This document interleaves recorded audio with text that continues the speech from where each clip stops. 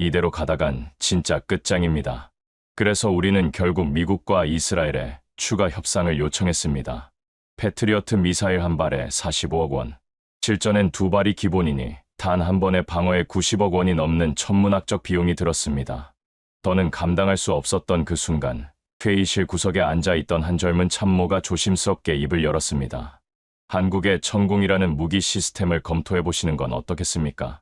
그때까지만 해도 아무도 그 말을 진지하게 받아들이지 않았습니다. 하지만 바로 그 조용한 제안 하나가 우리가 평생을 믿어온 미국과 이스라엘의 최첨단 무기 체계를 단 하루 만에 부정하게 만들었습니다. 아랍에미리트 왕실의 국방고문이 스스로의 신념을 거둬들인 충격적인 이야기. 지금 그 놀라운 사건을 들려드리겠습니다. 사연 시작 전 구독과 좋아요로 대한민국을 응원해주세요. 저는 파이살 아라킴입니다. 아랍에미리트 왕가의 반개 출신인 저는 20년 넘게 국방부 전략기획실에서 군사 전략을 연구해왔습니다. 세계의 전장을 분석해온 사람으로서 한 가지 확고한 신념이 있었습니다. 싸고 좋은 무기는 없다.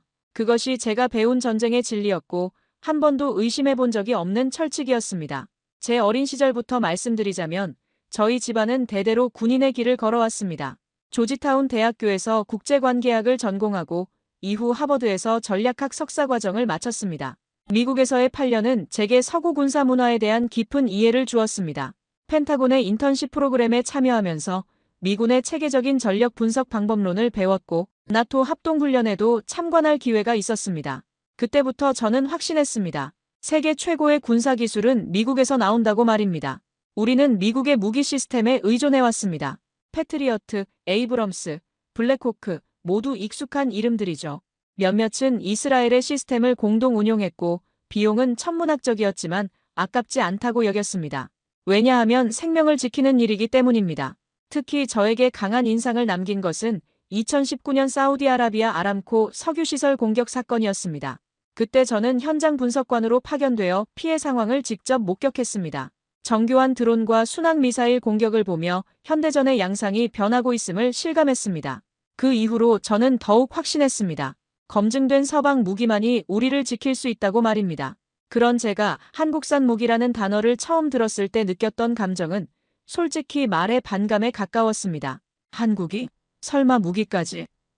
그 나라가 삼성전자 제품이나 현대자동차는 잘 만든다고 들어봤지만 전쟁터에 들고 나갈 무기를 만든다는 건 처음 듣는 이야기였거든요. 게다가 저에게 한국은 문화강국이라는 인상이 강했지 군사기술과는 거리가 멀다고 생각했습니다. 제 머릿속에는 여전히 로키드 마틴, 레이시온, 보잉 같은 미국의 거대 방산업체들이 자리 잡고 있었습니다. 수십 년간 전 세계 전장에서 검증받은 그들의 기술력을 누가 감히 따라잡을 수 있겠습니까? 그래서 처음 천궁이라는 이름을 들었을 때 저는 웃어넘겼습니다. 하지만 상황은 점점 그렇게 웃어넘길 수만은 없게 되어갔습니다.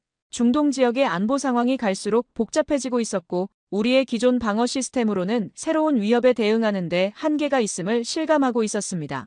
무엇보다 패트리어트 미사일의 운용 비용이 감당하기 어려운 수준에 도달하고 있었습니다. 최근 몇 년간 미국의 중동 정책 변화로 인해 우리가 항상 우선순위에 있지 않다는 사실도 체감하고 있었습니다. 미국이 아시아 태평양 지역으로 전략적 중심을 이동하면서 중동 지역에 대한 관심은 상대적으로 줄어들었습니다.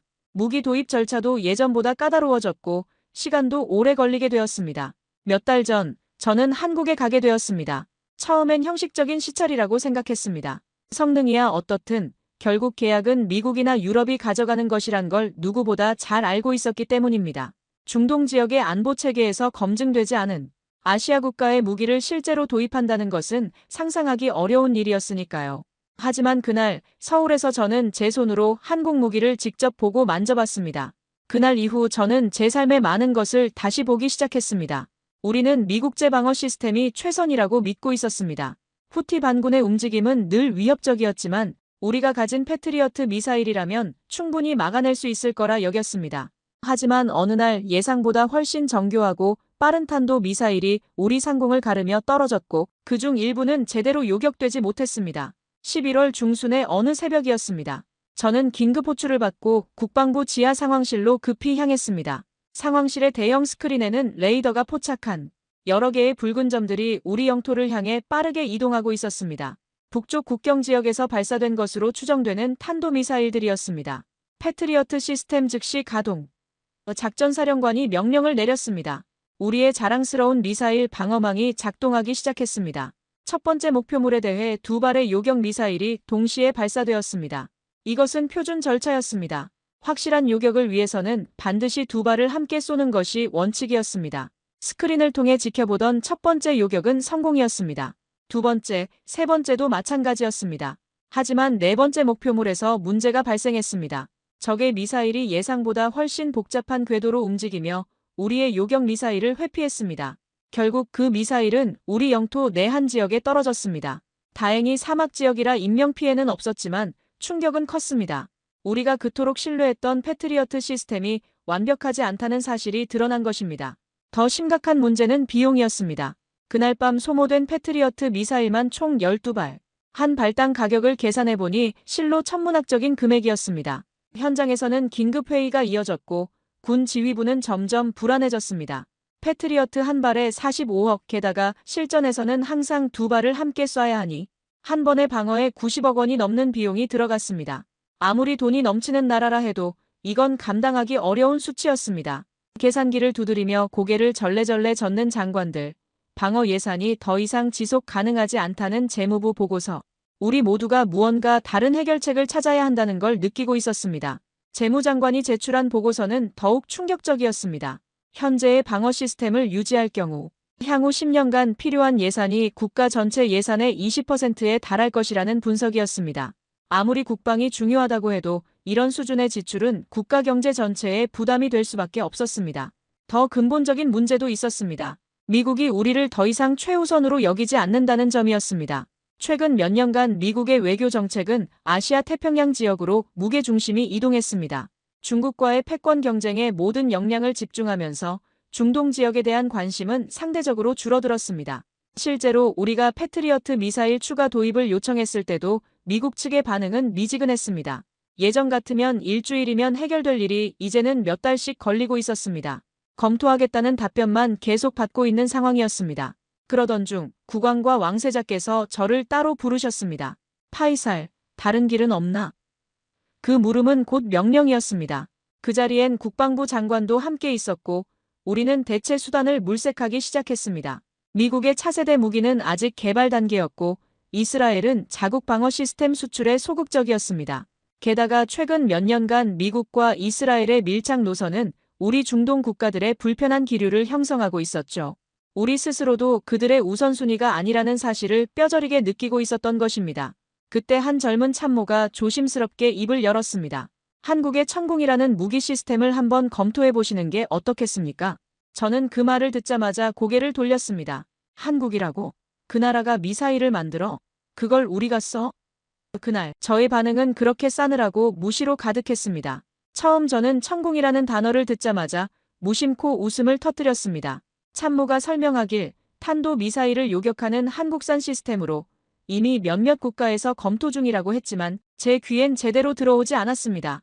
머릿속엔 여전히 미국의 FMS 카탈로그와 이스라엘의 첨단 레이더만 맴돌고 있었죠. 왕실 집무실에서 열린 그 회의는 저에게 충격적인 순간이었습니다. 김중령이라는 젊은 참모가 준비해온 자료를 보며 저는 처음으로 한국의 방산업에 대해 알게 되었습니다. 하지만 여전히 믿기지 않는다는 표정을 감추지 못했습니다. 중령, 정말로 한국이 우리가 쓸만한 미사일을 만든다는 겁니까? 제가 반문했습니다. 김중령은 차분하게 대답했습니다. 천궁 시스템은 이미 한국군이 실전 배치해서 운용 중이고 폴란드에서도 도입을 결정했습니다. 게다가 저는 한국이라는 나라에 대해 군사적 신뢰를 가져본 적이 없었습니다. 무기, 그것도 미사일을? 차라리 유럽제 MBDA나 프랑스의 미스트랄이 현실적인 대안이라고 생각했죠. 한국이 언제부터 무기를 만들기 시작했죠? 제가 물었습니다. 1970년대부터 방산업에 투자하기 시작했고 1990년대부터 본격적인 독자 개발에 나섰습니다. 지금은 세계 10위권의 방산 수출국입니다. 김중령의 답변에 저는 깜짝 놀랐습니다.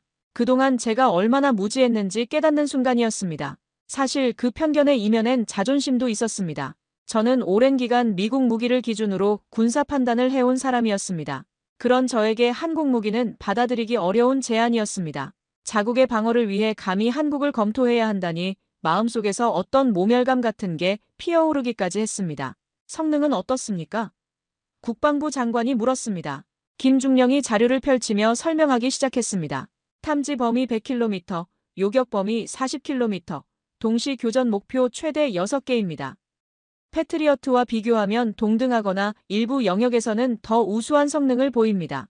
저는 여전히 의심스러웠습니다. 실전 경험은 있습니까? 한국군이 북한과 대치하는 상황에서 실전 배치하여 운용하고 있습니다. 또한 각종 시험에서 높은 성공률을 기록했습니다. 김중령의 답변에도 불구하고 저는 고개를 저었습니다. 그러나 고민은 길지 않았습니다. 우리에겐 시간이 없었습니다.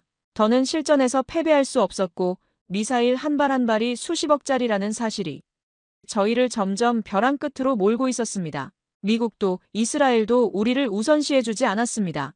중동에서의 안보 우선권은 점점 밀려나고 있었고 우리는 점점 독자적 방어 시스템의 필요성을 절감하고 있었습니다. 가격은 어떻게 됩니까? 재무장관이 핵심을 물었습니다. 패트리어트 팩3의 약 3분의 1 수준입니다. 김중령의 답에 회의실이 조용해졌습니다. 너무 싸다는 생각이 들었지만 동시에 현실적인 대안이 필요한 상황이었습니다.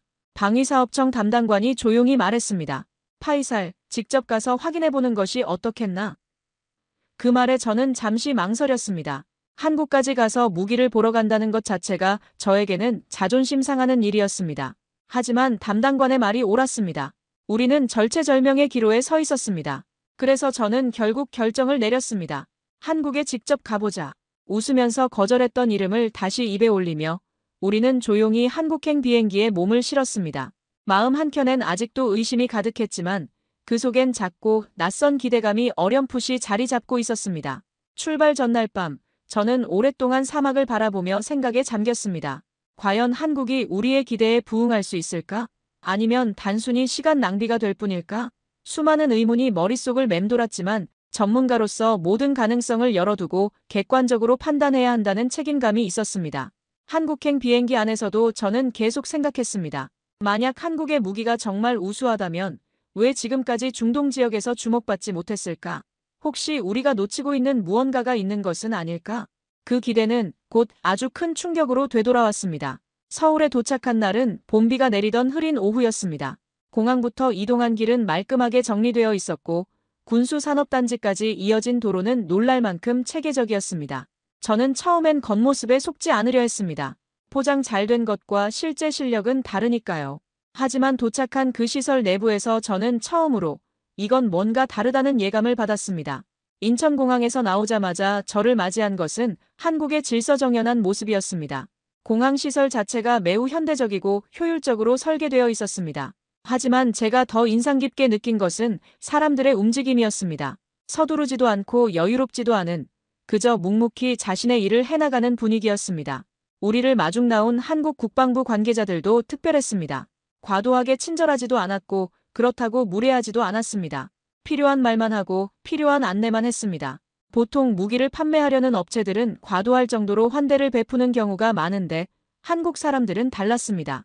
이런 차분한 태도가 오히려 신뢰감을 주었습니다. 우리가 방문한 곳은 대한민국의 방위산업을 대표하는 기술 집약지였습니다. 한국의 연구소는 겉보기에는 평범한 건물 같아 보였습니다. 하지만 내부로 들어가면서부터 분위기가 완전히 달라졌습니다. 차분하고 조용한 분위기 속에서 무기를 설명하던 기술자들의 눈빛이 이상하게 인상 깊었습니다. 첫 번째로 만난 사람은 천공 시스템의 주요 개발자였습니다. 50대 초반으로 보이는 그 사람은 저희를 회의실로 안내하면서도 불필요한 말을 하지 않았습니다. 그들은 과장되지 않았고 자신들의 무기를 선전하려 애쓰지도 않았습니다. 대신 묵묵히 수치를 제시했고 영상과 데이터로만 모든 걸 증명하려 했습니다. 그 자세에서 저는 이미 뭔가를 느꼈습니다. 이건 단지 싸게 잘 만든 무기가 아니라 필요에 의해 절박함 속에서 나온 기술이라는 사실을요. 회의실 벽면에는 천공 시스템의 각종 도면과 시험 데이터가 정리되어 있었습니다. 일반적으로 무기업체들은 화려한 프레젠테이션과 과장된 광고로 자신들의 제품을 어필하곤 합니다. 하지만 이곳의 자료들은 달랐습니다. 건조하고 정확한 데이터만 있을 뿐이었습니다. 저희는 과장된 설명보다는 실제 성능을 보여드리는 것을 선호합니다. 개발자가 조용히 말했습니다. 그는 천공 시스템의 재원을 차근차근 설명하기 시작했습니다. 탐지거리, 요격거리, 동시 교전 능력, 반응 시간 등 모든 수치가 구체적이고 명확했습니다. 천공 시스템의 실시간 요격 시뮬레이션은 충격 그 자체였습니다. 제가 수십 년간 봐온 어떤 미사일도 그렇게 짧은 반응 시간 안에 정확히 목표를 추적하고 대응하지는 못했습니다. 더욱 놀라운 건 이 모든 기술이 완전한 국산이라는 것이었습니다. 그들은 외국 기술을 흉내낸 것이 아니라 스스로의 생존을 위해 만들어낸 것이었습니다. 대형 스크린에 3D로 구현된 가상의 전장이 펼쳐졌습니다. 적의 탄도미사일이 우리 쪽으로 날아오는 상황이 실시간으로 재현되었습니다. 천공 시스템의 레이더가 목표물을 포착하는 순간부터 요격 미사일이 발사되어 목표물을 파괴하는 순간까지 모든 과정이 매우 정교하게 시뮬레이션 되었습니다. 이 기술들이 모두 자체 개발인가요? 저는 믿기지 않는다는 표정으로 물었습니다. 네, 레이더부터 유도 시스템, 탄두까지 모든 핵심 기술을 독자 개발했습니다. 개발자의 대답은 담담했지만 그 안에는 확신이 담겨 있었습니다. 저는 그 순간 깨달았습니다. 이들은 단순히 서구 기술을 모방한 것이 아니었습니다. 자신들만의 필요에 의해 자신들만의 방식으로 만들어낸 완전히 독창적인 기술이었습니다.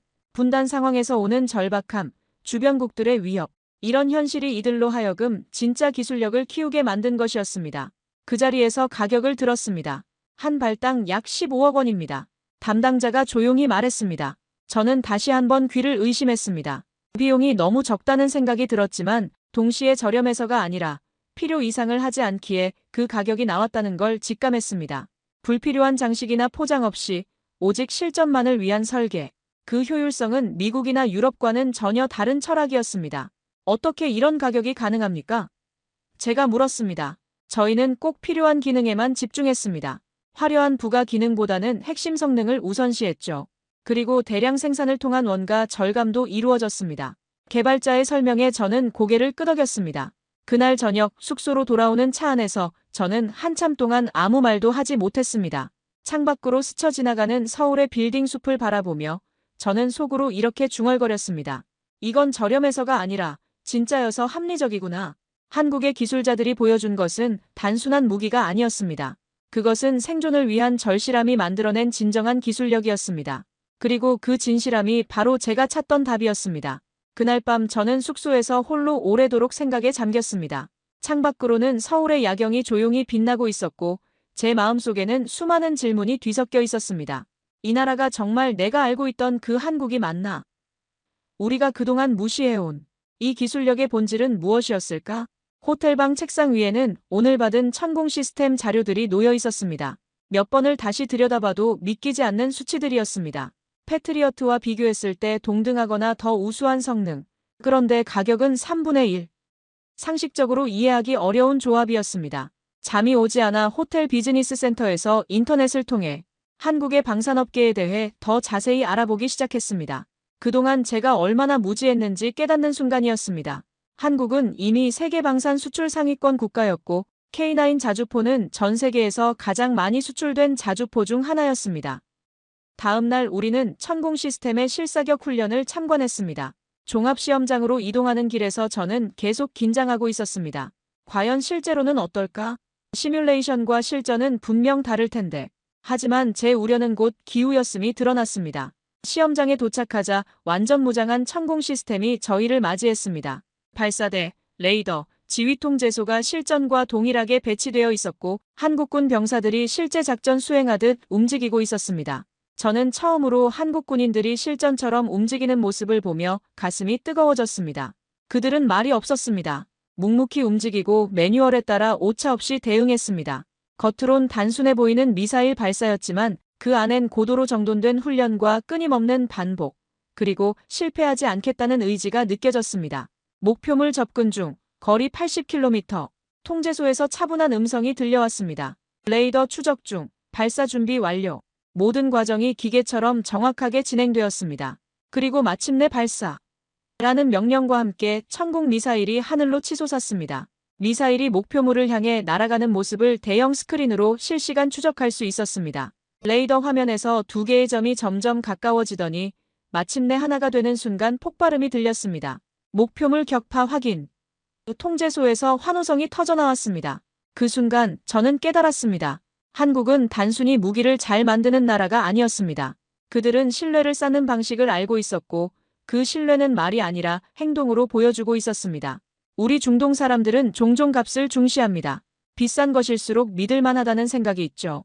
하지만 이 나라의 기술은 그런 관념을 조용히 무너뜨리고 있었습니다. 시험 발사가 끝나고 저희는 개발진과 함께 점심을 먹었습니다. 시험장 근처의 한 식당에서 이루어진 그 만남은 제게 또 다른 깨달음을 주었습니다.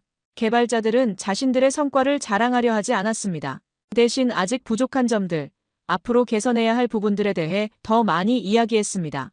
아직 갈 길이 멉니다. 미국이나 이스라엘에 비하면 우리는 이제 시작 단계입니다. 주 개발자가 겸손하게 말했습니다. 하지만 저는 그 겸손 속에서 오히려 더 큰 자신감을 느꼈습니다. 진짜 실력자는 항상 겸손하다는 것을 알고 있었기 때문입니다. 그날 오후 한국 방산업체의 기술자 한 분과 차를 마시게 되었습니다. 그는 말했습니다. 우린 자원이 없어서 기술로 살아남아야 했습니다. 그래서 더 싸고 더 정확하게 만들 수밖에 없었습니다. 저는 그 말에 잠시 눈을 감았습니다. 그 한 문장에 이 나라가 지난 수십 년 동안 쌓아온 고통과 절박함, 그리고 살아남기 위한 의지가 모두 담겨 있었으니까요. 처음에는 아무도 저희를 믿어주지 않았습니다. 그가 계속 말했습니다. 미국 무기가 있는데 왜 한국 무기를 쓰느냐는 반응이 대부분이었죠. 하지만 저희는 포기하지 않았습니다. 언젠가는 인정받을 날이 올 거라고 믿었거든요. 그의 눈에는 말할 수 없는 깊이가 있었습니다. 분단국가로서 항상 위협에 노출되어 있는 한국의 현실, 그 속에서 스스로를 지키기 위해 개발해온 기술들. 이것은 단순한 상업적 목적이 아니라 생존을 위한 절실함에서 나온 것이었습니다. 저는 그때서야 이해했습니다. 이들이 만든 무기는 단순한 기계가 아니었습니다. 그 안에는 이들의 역사가, 아픔이, 그리고 희망이 담겨 있었습니다. 한국전쟁 이후 지속된 분단의 현실이 이런 기술을 만들어낸 것이었습니다. 돌아오는 길에 저는 제 참모에게 말했습니다. 이제 이해했어. 우리는 저 나라의 제품을 구매하는 게 아니라 그들의 철학을 받아들이는 거야. 참모가 고개를 끄덕였습니다. 저도 같은 생각입니다. 이들은 정말 다르네요. 그날 이후로 제 안에 쌓여있던 모든 오해는 조금씩 허물어졌습니다. 저는 한국을 더 이상 가성비로만 보는 사람이 아니었습니다. 그들은 그들만의 방식으로 진심을 쌓아온 나라였습니다. 비싸지 않아도 진짜일 수 있다는 걸 보여준 나라였습니다. 그리고 그 진심이 바로 우리가 찾던 답이었던 것입니다. 가격이 아니라 가치로, 브랜드가 아니라 실력으로 평가받는 기술. 그것이 바로 한국이 우리에게 가르쳐준 것이었습니다. 저희는 한국에서 돌아가자마자 내부 회의를 소집했습니다. 국방부 고위 장성들과 왕실 안보자문위원들이 모두 한자리에 모였습니다. 미국과 이스라엘의 무기를 사용해온 지난 세월을 부정하자는 말이 아니었습니다. 하지만 이번엔 우리의 안보를 위해서 진짜 실속 있는 결정을 내려야 할 때였죠. 아부다비 왕국 내 비밀회의실에서 열린 그 회의는 제 인생에서 가장 중요한 순간 중 하나였습니다. 국왕과 왕세자, 국방장관, 재무장관, 그리고 각 군 참모총장들이 모두 참석했습니다. 무거운 침묵이 회의실을 지배하고 있었습니다. 테이블 위에는 한국에서 가져온 천공 시스템 자료와 함께 기존 패트리어트 시스템의 운용 현황 보고서가 나란히 놓여 있었습니다. 두 시스템 간의 성능 비교표를 보며 모든 참석자들이 고민에 빠져 있었습니다. 회의장은 팽팽한 긴장감이 돌았습니다. 어떤 이들은 여전히 미국제를 고집했고 또 어떤 이들은 가격 대비 성능에만 초점을 맞췄습니다. 공군 참모총장은 우려를 표했습니다. 우리가 지금까지 운용해온 시스템을 바꾼다는 것은 엄청난 위험 부담입니다. 만약 실전에서 문제가 생긴다면 누가 책임질 것입니까? 재무장관은 다른 관점에서 접근했습니다. 현재 방어 시스템의 운용 비용은 더 이상 감당할 수 없는 수준입니다. 지난해에만 미사일 구매비로 엄청난 예산이 소모되었습니다. 이런 추세라면 몇 년 후에는 국방비가 국가 예산에서 차지하는 비중이 감당하기 어려울 것입니다. 하지만 저는 조용히 서류 한 장을 꺼내 테이블 위에 올려놨습니다. 천공투 수출 조건서. 한 장짜리였지만 그 안에 담긴 기술적 신뢰도와 운영의 효율성, 그리고 무엇보다도 우리의 생존 가능성이 고스란히 담겨 있었죠. 여러분, 저는 천천히 입을 열었습니다. 저는 지난 3일간 한국에서 제 눈으로 직접 확인했습니다. 천공 시스템은 단순히 저렴한 대안이 아닙니다. 어떤 면에서는 우리 현재 시스템보다 우수한 성능을 보여줍니다. 제가 계속 설명했습니다.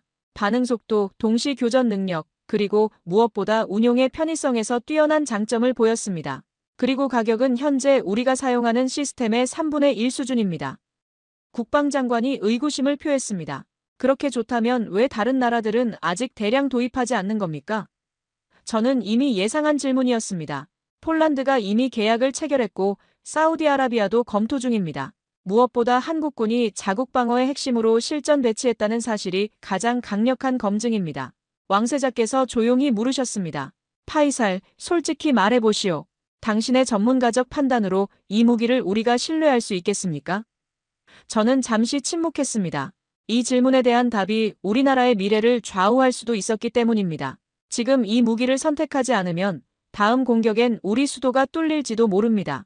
제가 그렇게 말하자 회의장은 잠시 침묵에 잠겼고 이내 모두가 고개를 끄덕였습니다. 국왕께서 마침내 결정을 내리셨습니다. 천공 시스템 도입을 승인한다. 마침내 결정이 내려졌습니다. 미국이나 이스라엘이 아닌 대한민국. 그들이 만든 천궁을 우리의 핵심 방어 체계로 도입하기로 한 것입니다. 하지만 여기서 더 중요한 결정이 남아 있었습니다. 결제 방식에 관한 것이었죠. 보통 이런 대규모 무기 도입은 복잡한 정부 간 협정과 장기 할부 방식으로 이루어집니다. 하지만 우리에게는 그럴 시간이 없었습니다. 그래서 우리는 현금 결제를 택했습니다. 계약 조건을 빠르게 성사시키기 위해, 그리고 우리의 진심을 보여주기 위해서였습니다. 미국처럼 무기 하나 들여오는데 몇 년이 걸리는 구조는 원치 않았습니다. 이 결정은 단순히 거래의 효율 때문만은 아니었습니다. 우리가 진심으로 신뢰한다는 뜻을 행동으로 보이고 싶었기 때문입니다. 재무장관이 우려를 표했습니다. 현금 결제라면 상당한 금액이 한 번에 필요합니다. 국가 외환 보유고에 영향을 줄 수 있습니다. 하지만 국왕께서는 단호하셨습니다. 국가의 안보를 위해서라면 그 정도 투자는 아깝지 않다. 더구나 장기적으로 보면 훨씬 경제적이다. 한국 측도 우리의 현금 결제 제안에 놀라워했습니다. 보통 이런 대규모 계약은 복잡한 금융 구조를 통해 이루어지는데 현금으로 일시불 결제를 하겠다는 것은 매우 이례적인 일이었기 때문입니다. 하지만 이것이야말로 우리의 진심을 보여주는 최고의 방법이라고 생각했습니다. 계약 체결일, 저는 한국 방산업체 대표들과 마주 앉아 있었습니다. 테이블 위에는 두꺼운 계약서가 놓여 있었습니다. 저는 결제 서류에 서명하면서 속으로 생각했습니다. 이 무기는 단지 방어용 장비가 아니라 우리와 한국 사이에 맺어진 약속이자 동맹이구나. 한국은 우리에게 손을 내밀었고 우리는 그 손을 처음으로 진심으로 잡은 것입니다. 서명을 마치자 한국 측 대표가 깊이 고개를 숙였습니다. 신뢰해 주셔서 감사합니다. 그 순간 저는 깨달았습니다. 이것은 단순한 무기 거래가 아니었습니다. 서로 다른 두 나라가 진정한 신뢰를 바탕으로 맺은 파트너십이었습니다. 미국이나 유럽과의 거래에서는 느낄 수 없었던 따뜻함이 있었습니다. 그날 이후 저의 한국에 대한 인식은 완전히 달라졌습니다. 싸서 선택한 게 아니었습니다. 진짜라서 선택한 것이었습니다. 우리는 비로소 실속과 철학이 공존할 수 있다는 것을 배웠고 그 가르침을 준 나라가 바로 한국이었습니다. 몇 달 뒤 천공 시스템이 실제로 우리나라에 도입되었습니다. 처음엔 의심의 눈초리를 거두지 않던 현지 병사들과 기술진들조차 테스트가 반복될수록 감탄을 금치 못했습니다. 시스템은 단 한 번의 오차도 없이 명령에 반응했고 오히려 우리 기존의 방어 체계보다 더 빠르게 적의 움직임에 대응했습니다. 아부다비 근교의 알다프라 공군 기지에 설치된 천공 시스템을 처음 본 순간 저는 묘한 감정에 사로잡혔습니다. 사막의 모래바람 속에서도 말끔하게 서 있는 그 발사대들은 마치 우리를 지키는 수호신 같아 보였습니다. 한국에서 온 기술진들이 현지 병사들에게 시스템 운용법을 가르치는 모습을 보며 저는 이것이 단순한 무기 도입 이상의 의미라는 것을 느꼈습니다. 첫 번째 실전 훈련이 시작되었습니다. 우리 병사들은 처음에는 어색해했습니다. 20년 넘게 미국식 시스템에 익숙해져 있던 터라 한국식 인터페이스가 낯설었던 것입니다. 하지만 며칠이 지나자 모든 것이 달라졌습니다. 이거 오히려 더 쉽네요. 한 병사가 중얼거렸습니다. 천공 시스템의 조작 방식은 패트리어트보다 훨씬 직관적이고 간단했습니다. 복잡한 절차 없이도 핵심 기능에 바로 접근할 수 있었고 화면 구성도 한눈에 파악하기 쉬웠습니다. 중령이 저에게 보고했습니다. 장군님, 놀랍습니다. 패트리어트는 숙련된 조작원이 되려면 최소 6개월이 필요했는데 천궁은 훨씬 빨리 습득할 수 있습니다. 그 무렵 한국에서 한 기술자가 우리 현장을 직접 방문했습니다. 그는 키가 작고 말수가 적었지만 장비를 다루는 손놀림은 한치의 망설임도 없었습니다. 저는 조용히 그에게 물었습니다. 이 무기, 이렇게 싸게 만들어도 괜찮습니까? 그는 잠시 생각하더니 웃으며 말했습니다. 가성비는 결과지 목표가 아닙니다. 저희는 전쟁을 이기는 무기를 만드는 게 목표였어요. 그 순간 저는 모든 것을 이해했습니다. 우리가 한국 무기를 싸다고 표현한 건 그들의 철학을 몰랐기 때문이었습니다. 그들은 효율과 목적에 집중했고 불필요한 허영과 자만을 덜어냈습니다. 그래서 더 빨리, 더 정확하게, 더 저렴하게 만들 수 있었던 것입니다. 싸다는 말은 한국에 대한 오해였고 그들의 철학에 대한 무지였습니다. 한국 기술자는 계속 설명했습니다. 미국이나 유럽 회사들은 한 가지 기능을 위해 여러 개의 시스템을 만들곤 합니다. 하지만 저희는 자원이 한정되어 있어서 하나의 시스템으로 여러 기능을 구현해야 했어요. 그 과정에서 더 효율적인 설계가 나온 겁니다. 실제 운용이 시작되면서 놀라운 일들이 계속 일어났습니다. 패트리어트 시스템으로는 처리하기 어려웠던 복합 위협 상황에서도 천공 시스템은 완벽하게 대응했습니다. 어느 날 밤 6개의 목표물이 서로 다른 방향에서 동시에 접근하는 상황이 발생했는데 천공 시스템은 모든 목표물을 성공적으로 요격했습니다. 더욱 놀라운 것은 유지보수의 편의성이었습니다. 패트리어트는 미국 본사의 기술진이 와야만 해결할 수 있는 문제들이 많았는데 천궁은 현지에서 대부분 해결이 가능했습니다. 부품 교체도 훨씬 간단했고 정기 점검 주기도 길었습니다. 정말 신기합니다. 고장이 거의 나지 않아요. 정비병들이 입을 모아 말했습니다. 한국 기술자가 설명해 주었습니다. 저희는 중동의 사막 환경을 고려해서 설계했습니다. 모래바람, 높은 온도, 습도, 변화 등을 모두 테스트했거든요. 그때부터 저는 한국의 기술을 평가할 때 더 이상 가격표부터 보지 않기로 결심했습니다. 대신 그들이 만든 방식, 그들이 일하는 자세, 그들이 스스로를 어떻게 다루는지를 먼저 보기로 했습니다.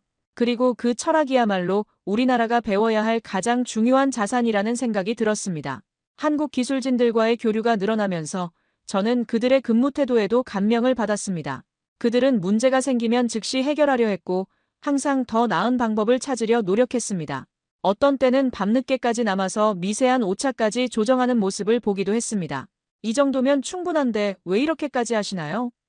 제가 물었더니 완벽하지 않으면 실전에서 문제가 될 수 있어요라고 답했습니다. 그들에게는 타협이라는 단어가 없었습니다. 오직 완벽만이 있을 뿐이었습니다. 저는 지금도 기억합니다. 한국의 기술자는 마지막 날 저에게 이렇게 말했습니다. 우린 오랫동안 가성비라는 말을 들어왔어요. 하지만 이젠 그냥 성능비라고 해주세요. 저희는 자부심으로 이 무기를 만들었습니다. 그 말은 제 가슴에 깊이 남았습니다. 그동안 우리가 얼마나 피상적으로 한국을 바라봤는지 깨닫는 순간이었습니다. 가성비라는 말 속에는 어차피 싸구려라는 편견이 숨어 있었던 것입니다. 하지만 한국의 기술은 그런 편견을 가볍게 뛰어넘는 진짜 실력이었습니다. 몇 달 후 실제 위기 상황이 발생했습니다.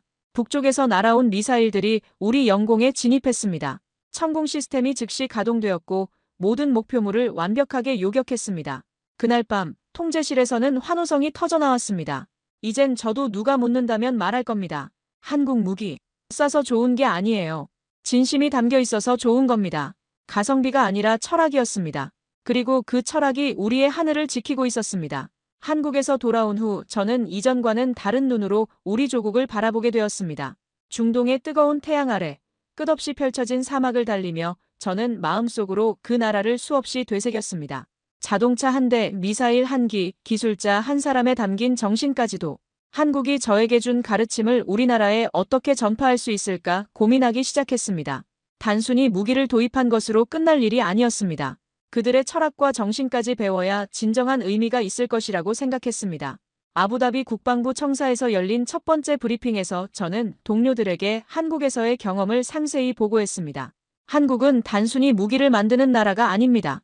그들은 생존을 위한 기술 철학을 가지고 있습니다. 제 말에 몇몇 장교들은 여전히 의구심을 표했습니다. 그래도 미국 기술만 못하지 않습니까? 한 장교가 물었습니다. 하지만 저는 확신에 찬 목소리로 답했습니다. 직접 보시면 생각이 바뀔 겁니다. 그들의 기술은 우리가 생각하는 것보다 훨씬 앞서 있습니다. 그 무렵 왕실과 정부 각 부처에 걸쳐 새로운 기술 교육 프로그램이 시작되었습니다. 저는 그 계획의 자문을 맡게 되었고 자연스럽게 한국의 방식과 철학을 중심에 두게 되었습니다. 그들은 처음에 물었습니다. 한국? 그게 왜 중요한가요? 저는 미소 지으며 말했죠. 그들은 우리가 잃어버린 기초를 가지고 있었습니다. 그게 우리에겐 꼭 필요합니다. 저는 구체적으로 설명했습니다. 한국의 기술자들은 화려한 이론보다 실용적 해결책을 우선시합니다. 복잡한 시스템보다는 단순하면서도 효과적인 방법을 찾습니다. 교육부 장관이 고개를 끄덕이며 말했습니다. 우리 젊은이들이 배워야 할 것들이군요. 그 말을 계기로 우리 청년 장교들이 한국으로 연수를 떠나기 시작했습니다. 첫 번째 연수단은 10명의 선발된 장교들로 구성되었습니다. 저는 그들을 배웅하며 당부했습니다. 기술만 배우고 오지 마세요. 그들의 마음가짐을 배워오세요. 한 달 후 돌아온 이들은 공통된 말을 했습니다. 그들은 자신이 만든 기술에 자부심을 가졌고 동료를 존중했습니다. 그리고 무엇보다 국가를 믿고 일했습니다. 저는 그 보고서를 읽으며 뿌듯함을 느꼈습니다. 변화를 이끌 사람들은 저 혼자가 아니었습니다. 연수를 다녀온 장교들이 각자의 부대로 돌아가 한국에서 배운 것들을 전파하기 시작했습니다. 특히 기억에 남는 한 청년이 있었습니다. 그는 한국에서 3개월간 연수를 받았습니다. 돌아온 후 그가 저에게 보낸 보고서는 감동적이었습니다. 한국의 연구소에서는 밤늦게까지 일하는 기술자들을 볼 수 있었습니다. 하지만 그건 억지로 하는 것이 아니라 자발적이었습니다. 그는 말했습니다. 저분들이 있어 우리가 밤에 안심하고 잠을 잘 수 있는 거군요. 그 순간 저는 가슴이 뭉클해졌습니다. 누군가의 헌신이 보이지 않는 곳에서 우리의 안보를 지켜주고 있다는 것, 그리고 그것을 이해하는 사람이 우리 안에 생겨났다는 것. 그 변화는 단순히 기술 도입 이상의 의미였습니다. 그건 철학의 공유였고 미래를 함께 설계하는 첫걸음이었습니다. 연수 프로그램이 확대되면서 더 많은 변화가 일어났습니다. 우리 젊은 기술자들이 한국의 방식을 배워와 자체적인 개선안들을 제시하기 시작했습니다. 기존에는 원래 그렇게 하는 거야라며 넘어갔던 비효율적인 절차들이 하나씩 개선되기 시작했습니다. 한국에서 배운 왜? 라는 질문하는 문화가 우리 조직에도 스며들었습니다. 기존의 관례를 그대로 따르기보다는 더 나은 방법이 있는지 고민하는 분위기가 생겨났습니다. 이런 작은 변화들이 모여서 우리 조직 전체의 효율성을 높이고 있었습니다. 왕실에서도 이런 변화를 주목했습니다. 왕세자께서 직접 저를 불러 물으셨습니다. 파이살, 한국에서 무엇을 배운 것 같나? 저는 솔직하게 답했습니다. 한국은 기술 이전의 마음가짐을 바꿔줍니다. 일에 대한 태도, 동료에 대한 존중, 국가에 대한 책임감을 다시 생각하게 해줍니다. 그 대화 이후 정부 차원에서 한국과의 교육 협력이 더욱 확대되었습니다. 군사 분야뿐만 아니라 공학, 경영, 행정 분야에서도 한국 연수 프로그램이 시작되었습니다. 매년 100명 이상의 우리 젊은이들이 한국에서 배우고 돌아와 변화의 씨앗을 뿌리고 있습니다. 저는 각종 회의와 강연에서 한국 이야기를 빼놓지 않습니다. 아랍에미리트 국방대학교에서 하는 원래 강연에서도 왕립연구소의 세미나에서도 항상 한국의 사례를 듭니다. 성공하는 나라들에는 공통점이 있습니다. 기초를 탄탄히 하고 실용적으로 접근하며 끝까지 책임지는 문화입니다. 한국이 바로 그런 나라입니다. 저는 가는 곳마다 말합니다. 우린 단지 한국의 무기를 들여온 게 아닙니다. 우리는 한국이 살아온 길을 배워야 합니다. 우리도 그들처럼 기술을 넘어 진심으로 신뢰받는 나라가 되어야 합니다.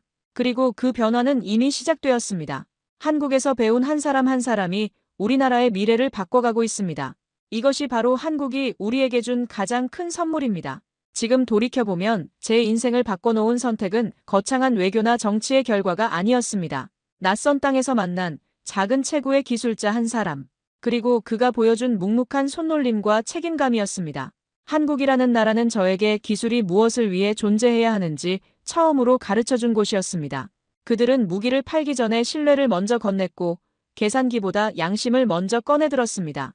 그 진심이 제게 닿았고 제 나라에도 퍼졌습니다. 저는 아부다비의 제 집무실에서 창밖을 바라보며 그때를 회상합니다. 벽에는 천공 시스템이 성공적으로 미사일을 요격하는 사진이 걸려 있습니다. 그 사진을 볼 때마다 저는 한국에서의 그 첫날을 떠올립니다.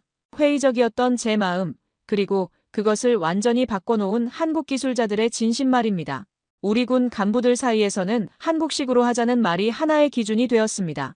복잡한 절차보다는 효율적인 방법을, 화려한 포장보다는 실질적인 성과를 추구하는 문화가 자리 잡았습니다.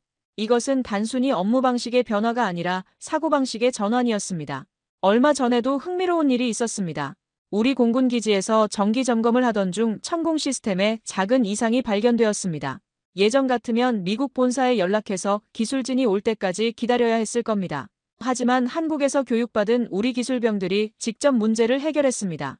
불과 2시간 만에 모든 것이 정상으로 돌아왔습니다. 이제 우리도 할 수 있다는 자신감이 우리 안에 생긴 것입니다. 한국에서 배운 것은 단순히 기술이 아니라 자립심이었습니다. 스스로 문제를 해결하고 스스로 발전시켜 나가는 능력이었습니다. 최근 한국에서 다시 연락이 왔습니다. 방산 기술자 몇 분이 후속 점검차 방문하겠다는 소식이었죠. 저는 직접 공항에 나가 그들을 맞이했습니다. 예전처럼 숙소만 제공하지 않았습니다. 그들을 국빈처럼 대접했습니다. 왜냐면 그들은 단순한 방문객이 아니라 우리 조국의 미래를 도운 은인들이었으니까요. 공항에서 만난 그들은 여전히 말수가 적었지만 처음 만났을 때보다 더 자신감 있어 보였습니다. 시스템 상태는 어떻습니까? 그들이 물었습니다. 완벽합니다. 단 한 번의 오작동도 없었습니다. 제가 답하자 그들의 얼굴에 만족스러운 미소가 떠올랐습니다. 그날 저녁 저는 그들과 함께 전통적인 아랍 만찬을 나누었습니다. 사막 한가운데 텐트를 치고 양고기와 대추야자를 나누며 앉아있던 그 순간이 참 인상적이었습니다. 한국에서 온 기술자들이 우리의 전통 음식을 맛보며 즐거워하는 모습을 보니 문화는 다르지만 마음은 통한다는 생각이 들었습니다. 저는 그들과 함께 저녁을 먹으며 조용히 말했습니다. 당신들이 만든 그 무기 덕분에 지금도 우리 아이들은 안전하게 잠들 수 있습니다. 그 순간 기술자 한 분의 눈가에 잔잔한 미소가 떠올랐습니다. 말은 없었지만 그 미소 하나로 모든 마음이 전해졌습니다. 자신들의 기술이 멀리 떨어진 나라의 평화를 지키고 있다는 사실에 대한 보람과 자부심이 느껴졌습니다. 그 자리에서 한 젊은 기술자가 말했습니다. 처음에는 아랍에미리트가 정말 먼 나라라고 생각했어요. 하지만 지금은 가족 같은 느낌입니다. 그 말에 저는 깊이 공감했습니다. 기술과 신뢰로 맺어진 인연은 단순한 비즈니스 관계를 넘어선 무언가였습니다. 우리는 서로 다른 문화와 언어를 가지고 있지만 평화를 지키고자 하는 마음은 같았습니다. 최근 들어 다른 중동 국가들에서도 한국 무기에 관심을 보이고 있습니다. 사우디아라비아, 쿠웨이트, 카타르에서 우리의 사례를 보고 문의해 오고 있습니다. 저는 그들에게 항상 같은 말을 합니다. 한국 무기는 단순히 성능이 좋은 게 아닙니다. 그들과 함께 일하면서 우리 자신도 성장할 수 있습니다. 요즘 저는 후배들에게 이렇게 말합니다. 기술은 기계에서 시작되지만 사람에서 완성됩니다. 한국이 그것을 우리에게 보여주었습니다. 그리고 제가 직접 경험한 한국의 이야기를 들려줍니다. 겸손하지만 자신감 있는 그들의 모습, 화려하지 않지만 확실한 그들의 기술, 비싸지 않지만 진짜인 그들의 철학에 대해서 말입니다. 지난주에는 한국 대사관에서 주최하는 국방 세미나에 참석했습니다. 그 자리에서 저는 기조연설을 맡았습니다. 한국과 아랍에미리트의 방산 협력 신뢰에서 시작된 동반성장이라는 제목으로 우리의 경험을 나누었습니다. 청중들의 반응이 뜨거웠습니다. 특히 가격이 아니라 가치로 선택했다는 부분에서 많은 박수를 받았습니다. 그리고 어느 날 제가 더 이상 국방을 책임지는 자리에 있지 않게 되더라도 한국에서 배운 그 철학만큼은 잊지 않고 지켜낼 것입니다. 제 후임자들에게도 제 아들에게도 그리고 우리나라의 모든 젊은이들에게도 이 이야기를 전해줄 것입니다. 한국은 제게 하나의 나라가 아닌 하나의 스승이었습니다. 그리고 저는 지금도 그 선택이 옳았음을 확신합니다. 싸서가 아니라 진심이 담긴 무기였기 때문입니다. 그 진심이 우리의 하늘을 지키고 우리의 미래를 밝히고 있습니다. 이것이 바로 제가 한국에서 배운 가장 소중한 교훈입니다. 진심은 국경을 넘어서고 신뢰는 시간을 초월한다는 건 말입니다. 오늘 사연에 대한 여러분의 생각을 댓글로 남겨주세요. 감동뭉클에서는 여러분의 소중한 마음을 모아 사연 주인공들에게 전해드리고 있습니다. 여러분 주변에 감동적이거나 재미있는 실제 사연들을 제보받고 있으니 언제든 저희 공식 메일로 제보해주세요. 오늘 들려드린 사연에 공감하셨다면 구독과 좋아요 눌러주시고 주변 분들과도 공유해주세요. 여러분의 작은 관심과 응원이 더욱 좋은 콘텐츠를 만드는 데 큰 힘이 됩니다. 오늘도 여러분의 하루의 작은 즐거움이라도 되었기를 바라며 지금까지 감동뭉클이었습니다. 끝까지 시청해주셔서 감사합니다.